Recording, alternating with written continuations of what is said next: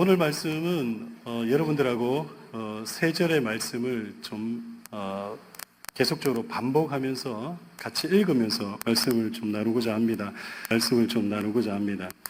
오늘 본문은 유다 백성들이 포로로 잡혀가던 시기인 제2차 포로 시기, 기원전 597년에서 5년이라는 시간이 지난 BC 592년에 일어난 사건을 말하고 있습니다. 2절 말씀에 보면 이렇게 말씀하고 있는데요. 우리 함께 읽어보도록 하겠습니다. 2절 말씀 시작. 여호야긴 왕의 사로잡힌 지 5년 그달 5일이라. 그러니까 여호야긴이 사로잡힌 지가 언제냐면 BC 597년이라는 얘기입니다. 그리고 이 597년에서 5년이 지난 시기라는 거죠. 지금 오늘 본문을 쓰고 있는 에스겔 선지자가 이 본문을 여호야긴이 포로로 잡힌 지 5년하고 5일이 지난 시간이라고 말씀하고 있습니다. 여호야긴 왕은 왕위에 오른 지 불과 3개월, 정확히는 3개월하고 10일 만에 그 왕좌에서 내려오게 됩니다. 그리고 바벨론 포로로 끌려가서 거진 37년이라는 시간 동안 바벨론에서 포로의 생활을 하게 되는 겁니다. 왕자였던 그가 왕이 되고 왕이 된 지 3개월하고 10일 만에 다시 나락으로 떨어져서 포로가 되어 37년이라는 시간을 보내게 됐다라는 겁니다. 그리고 이 여호야긴 왕이 2차 포로 때 끌려간 후 5년이 지난 시기에 에스겔 선지자가 이 예언서를 썼다라는 겁니다. 그리고 오늘 본문 3절은 에스겔 선지자가 이 예언서를 쓰던 곳이 또 어딘지도 말씀해 주고 있습니다. 3절 말씀인데 우리 함께 읽겠습니다. 시작. 갈대아 땅 그발 강가에서 여호와의 말씀이 부시의 아들 제사장 나 에스겔에게 특별히 임하고 여호와의 권능이 내 위에 있으니라. 지금 에스겔 선지자가 살고 있는 곳이 어디라고 말합니까? 갈대아 땅 그발강가라고 말합니다. 갈대아 땅 그발강가. 여러분, 이 지역은 이스라엘이 있는 팔레스틴 지역에 인근된 지역이 아닙니다. 예루살렘으로부터 약 1000마일이나 떨어져 있는 바로 아브라함의 고향이었던 갈대아 우르라는 땅입니다. 여러분, 지도에 보시면 지도 좀 올려주세요.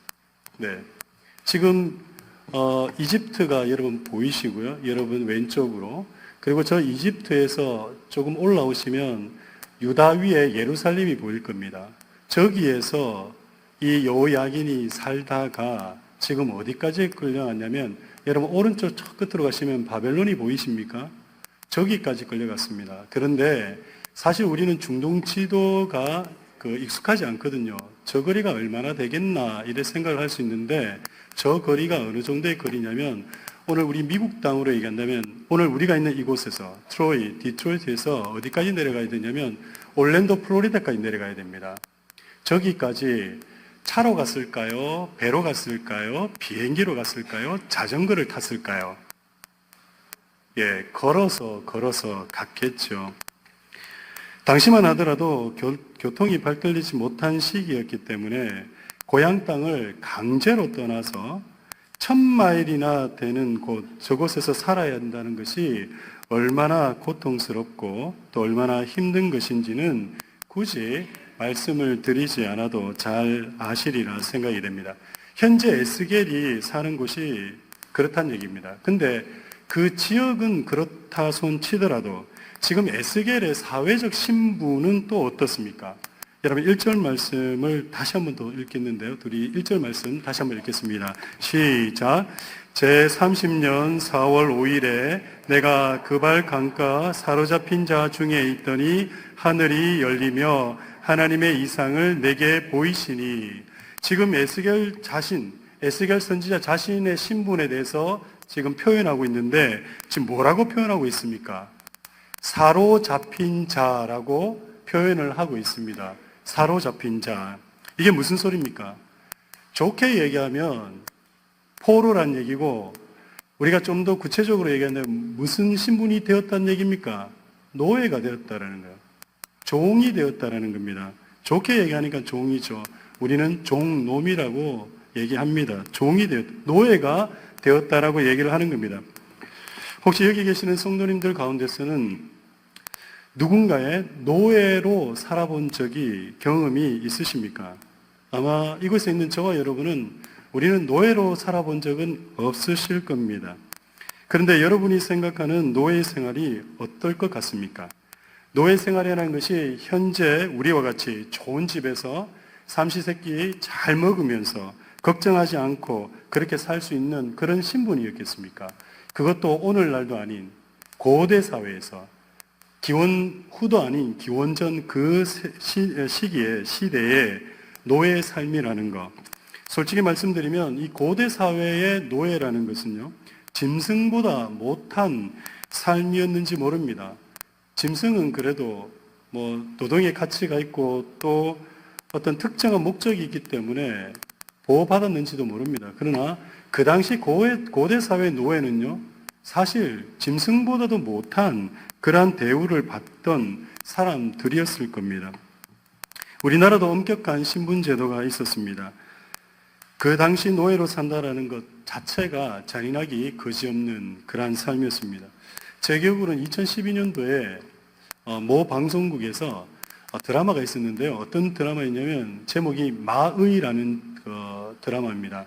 그러니까 말을 고치는 의사입니다. 마의, 그러니까 수의사죠. 오늘날로 이야기하면. 근데 조선시대 현종 때 마의였다가 나중에 그 임금님의 옥체를 다루는 어의감으로 승진하고 신분이 변경된 사람의 이야기를 그린 드라마입니다. 이 드라마의 배경인 조선 현종시대, 이 현종시대만 하더라도 우리나라가 많이 개화가 됐고 개방이 되었던, 청나라에 의해서 물물이 많이 들어오고 청나라를 유학 갔다 왔던 많은 유학파들이 있었기 때문에 조선시대의 신분제도가 그나마 그래도 나았던 시대라고 하지만 그 드라마에서 비춰진 노예의 삶은요, 정말 잔인할 수밖에 없었다라는 것. 그런데 이 시기보다도 훨씬 더 고대 사회에서 노예란 어떤 신분이라고 말하는 것이겠습니까? 그것도 자기 나라도 아닌 먼 타국에서 얼마 떨어져 있는 것이 아니라 살아서는 도저히 돌아가기 힘든 거리에 자의도 아닌, 내 의지로 온 것도 아닌 강제로 끌려와서 신분은 노예라는 신분으로 사는 사람들에게 도대체 희망이라는 것, 소망이라는 것, 앞날에 대한 어떤 꿈과 비전이라는 것들이 있었겠냐라는 겁니다. 만약 저와 여러분이 남의 나라에 노예로 팔려와서 언어도 다르고 문화도 다르고 신분도 가장 낮은 곳에서 사람 취급받지 못하고 살고 있다면 희망을 가질 수 있겠습니까? 아마 어려웠을 겁니다. 마찬가지로 지금 현재 에스겔 선지자도 지금 그런 상황이라는 거예요. 특히 그의 직업이 무엇이었습니까? 선지자입니다. 예언자예요. 여러분, 이스라엘 백성들에게 있어서, 유대 백성들에게 있어서 예언자, 선지자는 어떤 사람입니까? 누구보다도 하나님을 잘 아는 자입니다. 하나님이 어떤 분이신지 너무나도 잘 알고 있고, 그리고 이스라엘 사회에서는, 유다 사회에서는 이 예언자들이 존경을 받는 사람들이었습니다. 하나님의 말씀을 전했기 때문에, 또한 하나님의 백성들로 하여금 하나님의 위대하심과 능력을 전하는 그런 사람들이 있었기 때문에 백성들로 하여금 큰 존경을 받는 사람들이었다라는 겁니다. 모든 사람들의 존경과 존중을 한 몸에 받고 있었던 사람이 에스겔이었다라는 겁니다. 얼마 전까지만 하더라도 에스겔이 그런 사람이었습니다. 하나님의 위대하심과 하나님의 능력을 유대 백성들에게 전파하고 유다 백성들로 하여금 하나님께로 돌아오라고 인도했던 리더 중에 리더였다라는 겁니다. 하나님께서는 불가능한 것이 없으시다고, 하나님을 믿으며 모든 것이 잘 된다고 그렇게 외쳤던 사람이었다라는 겁니다. 근데 지금 에스겔의 처지가 어떻게 되었습니까? 말씀 안 드려도 상상이 가실 줄 압니다. 조금 전까지만 하더라도 하나님의 능력을 선포하던 에스겔입니다. 그런데 에스겔이 혼란에 빠지기 시작했습니다. 모든 것이 막막해졌습니다. 기가 막힐 노릇이다라고 생각을 하게 된 겁니다. 아마 모르긴 몰라도 에스겔은 그 그발 강가에 앉아서 하루 종일 이거 아닌데 이게 뭘까? 이게 뭐지? 수도 없이 이런 생각을 하고 중얼중얼 거렸을 겁니다. 전지전능하신 하나님께서 왜 유다 백성들을 이 지경까지 망하게 하셨는가에 대한 생각에 하루 종일 사로잡혀 있었을 겁니다. 그가 할 수 있는 일이라고는 아무것도 없었을 겁니다. 주위를 둘러봐도 아무것이 없습니다. 희망도 없습니다. 소망도 없습니다. 앞으로 무엇을 해야 할지도 지금 모르겠습니다. 그동안 그렇게 믿고 섬겼던 하나님도 자신의 눈에는 보이지 않습니다. 하나님의 능력은 더더욱 생각조차 할 수 없습니다. 하나님의 선민이었던 유다 백성들이 하루아침에 노예로 전락해버렸습니다. 하나님께서 택하신 선민이었는데, 하나님이 택하신 선민이라고 그렇게 자부하며 살았는데 그들의 마음속에 도저히 인정되지 않는 일이 일어난 겁니다.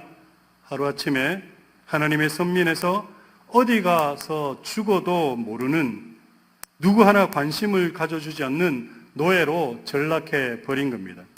사방팔방 둘러봐도 자신들을 도와줄 사람이 아무도 없습니다.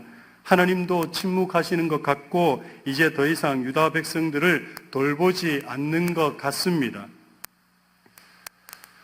우리에게도 이런 경험이 있지 않으십니까? 여러분, 이 미국 땅에 오셨을 때 큰 꿈과 비전 가지고 오셨으리라 생각이 됩니다. 그리고 그때부터 지금까지 승승장구하며 오셨습니까? 정말 아무 장애 없이 어려움 없이 지금 이 시간까지 나는 당당하게 여기에 앉아 있다, 이렇게 생각하십니까? 한참 잘 나가던 직장에서, 아니면 잘 운영되던 사업장이 어느 날 갑자기 어려움이 생겨서 하루아침에 길거리로 나가 앉게 되었다든지, 다른 건 몰라도 건강 하나 믿고 살았는데 생각지도 않은 건강의 문제로 어려움을 겪게 되었다든지, 승승장구할 것만 같았던 우리의 자녀들이 갑작스런 안타까운 일들이 자녀에게 생겨나지는 않았는지, 어쩌면 우리 인생을 돌아보면 이런 일들이 크게 작게 우리 주위에는 비일비재하게 일어나는 것 같습니다. 그때 우리가 느끼는 감정이 무엇입니까? 말 그대로 패닉 상태입니다. 한 번도 경험하지 못한 그러한 어려움과 그러한 처지를 경험하게 되면 패닉 상태에 빠지게 되는 겁니다. 심적 황폐함을 느끼게 되는 겁니다. 말 그대로 끝장났다라고 생각이 드는 겁니다. 희망도 없습니다. 소망도 없습니다. 이런 상황이 되면 사람들은요, 신체적으로나 정신적으로 가장 흥분된 상태가 된다고 합니다.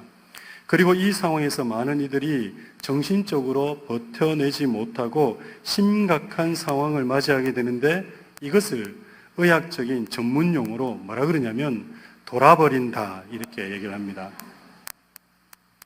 좀 더 구체적으로 말씀을 드리면 돌아뿐다, 이렇게 얘기합니다. 여기 계시는 성도님들 가운데서도 혹시 이런 돌아버릴 지경의 경험을 하셨거나 현재 그 환경 속에 처해 계신 분이 있으십니까? 여러분, 오늘 본문 1절 말씀을 다시 한 번 더 보시기 바랍니다. 우리 1절 말씀인데요, 다시 한 번 더 읽겠습니다. 시작. 제30년 4월 5일에 내가 그발 강가 사로잡힌 자 중에 있더니 하늘이 열리며 하나님의 이상을 내게 보이시니. 지금 누가 봐도 선지자 에스겔이 처한 상황은 돌아버릴 지경입니다. 그런데 이 돌아버릴 지경에 있는 이 선지자 에스겔에게 어떤 일이 일어납니까? 하늘이 열렸다라고 말씀하고 있습니다. 우리는 자연과학적으로 이 땅에 일상적인 말로는 이 땅의 방위라는 거 아시죠?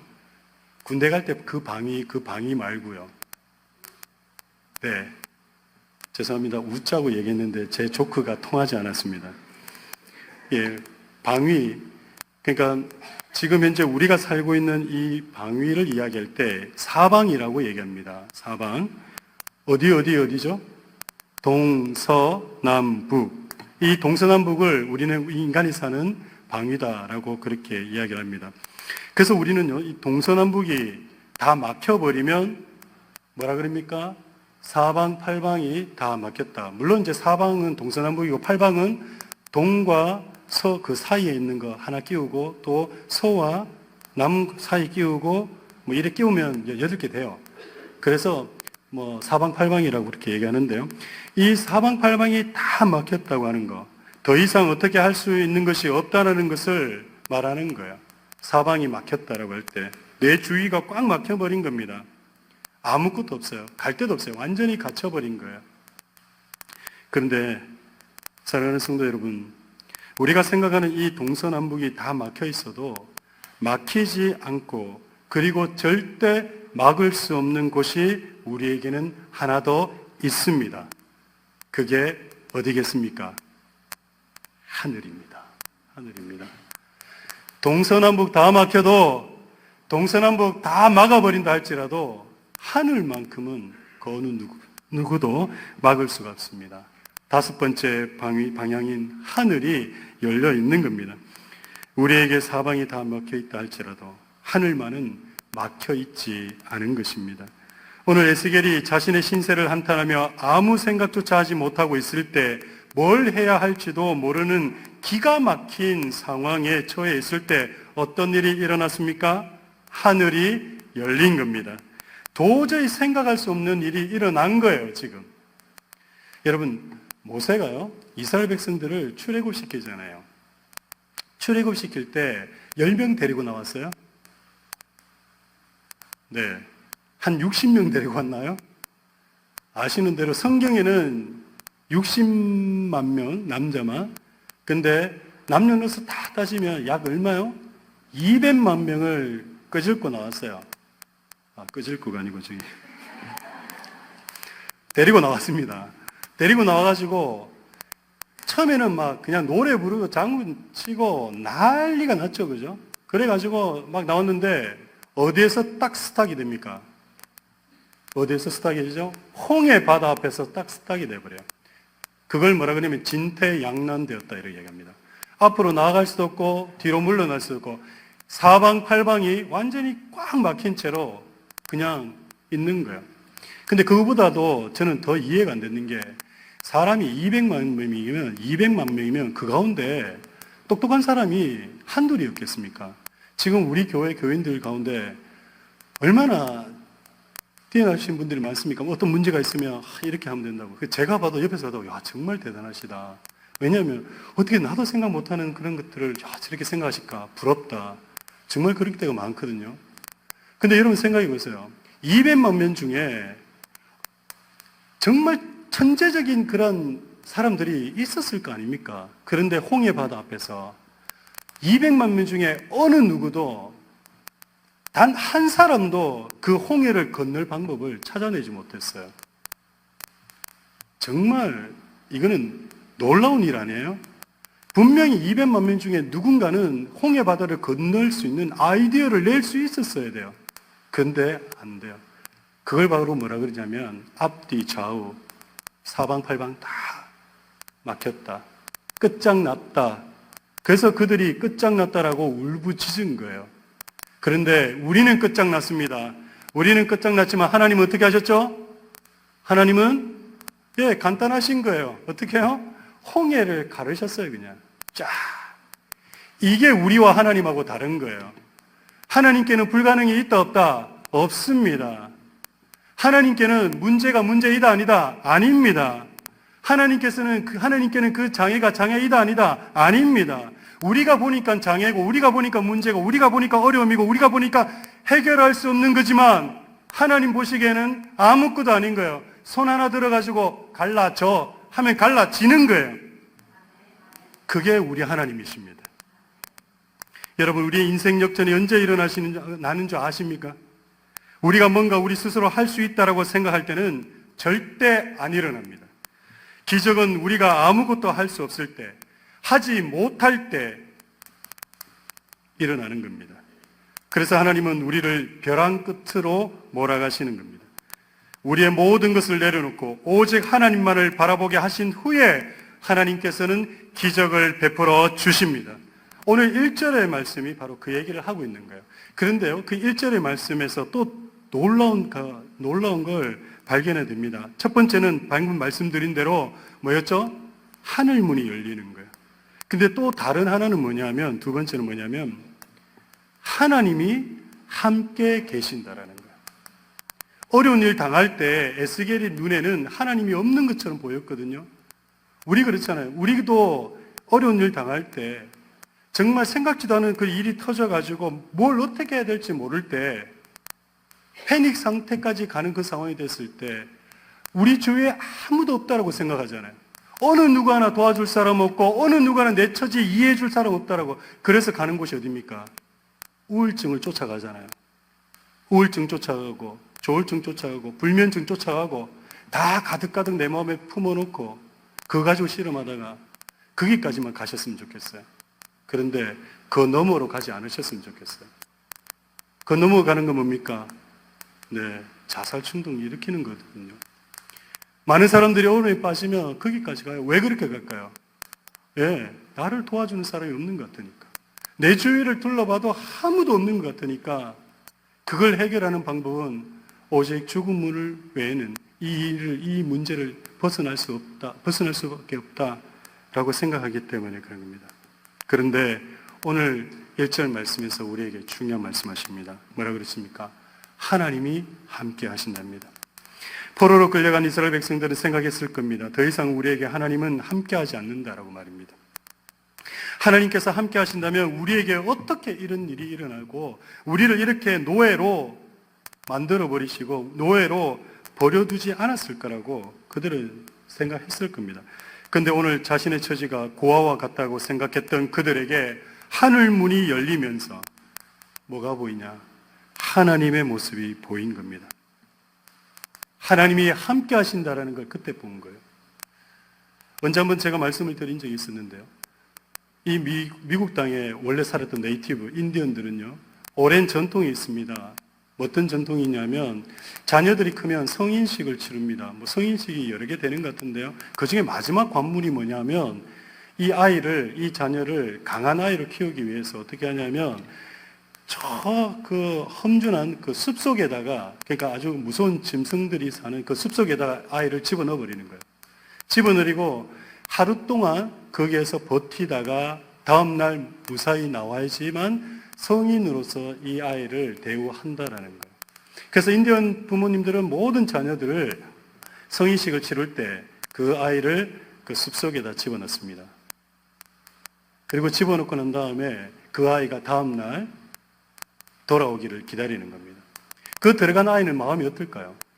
숲속에서 맹수들과 함께 살아남기 위해서 발버둥을 칠 겁니다. 두려움과 공포 속에서 어찌할 바를 몰라서 밤새 잠을 못 자며 어쩌면 그 숲속에 들어갔다 온 아이의 마음속에는 정말 트라우마가 생겨서 다시는 그곳을 쳐다도 보지 않을 정도로 공포감에 밤새도록 떨어야 될지 모릅니다. 그런데 그 아이가요, 다음날 나오면 어떻게 되는지 아십니까? 다음날 나오면 누굴 발견하게 되는지 아십니까? 아버지를 발견하게 돼요. 아버지를. 왠지 아십니까? 인디언 부모님들이 자녀들을 그 숲속에 집어넣어놓고 집에 갔을까요? 안 갔을까요? 안 간 거예요. 자녀들은 부모님이 집에 갔다고 생각하고 밤새도 혼자 공포에 떨었는데 그 부모는요, 집어넣어놓고 혹시나 아이가 어떤 위험에 처하지 않을까, 맹수가 와서 그 아이를 공격하지 않을까, 잡아먹지 않을까, 밤새도록 아이를 아이만 쳐다보면서 그 위험한 순간이 닥치면 자신이 어떻게든 나타나서 도와주려고 밤을 같이 새는 겁니다. 여러분, 하나님이 이러신 분이세요. 우리 주위를 둘러봐도 아무도 없는 것 같은 상황이지만 하나님은 우리와 함께 하실 줄 믿습니다. 여러분, 독수리가 제가 이것도 말씀을 드린 적이 있었습니다. 독수리가 새끼를 둥지에서 키우지 않습니까? 그죠? 쭉 키우는데 새끼들이 그렇잖아요. 엄마가 주는 먹이를 먹고 사니까 얼마나 편해요. 그러니까 덩치는 막 커지는데 이 둥지를 벗어날 생각을 안 하는 거예요. 근데 이 독수리가 집을 어디에 짓는지는 아시죠? 나무 아주 높은 곳에 짓거나 아니면 뭐 다큐멘터리 보니까 절벽에 그 홈이 파인데 거기다가 이렇게 지어놓고 있더라고요. 그런데 이 새끼 독수리가 자기가 커서 날개짓을 할 때가 됐는데도 안 하면 이제 부모가, 어미 독수리가 어떻게 하냐면 둥지를 막 흔들어 버려요.